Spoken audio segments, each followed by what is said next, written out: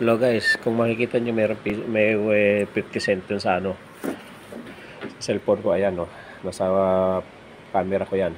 So ayan, kung makikita nyo, ginagalaw ko, pinapakita ko ng maayos sa camera. So, gumagalaw, nasa camera yan. So ayan, kukunin ko yan, papakita ko sa inyo kung paano ko siya kinuha. Ayan na. Nasa kamay ko na. O diba, mapakadali.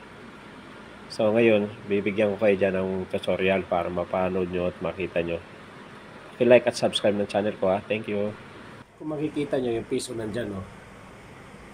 Yan. Nandyan yung piso.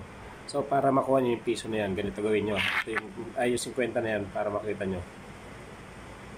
Ito ha, yung 50. So, gagawin nyo dyan, tatapat nyo yan. Kalagay dito sa kamay mo, nakaipit yan. Tuturo mo yan.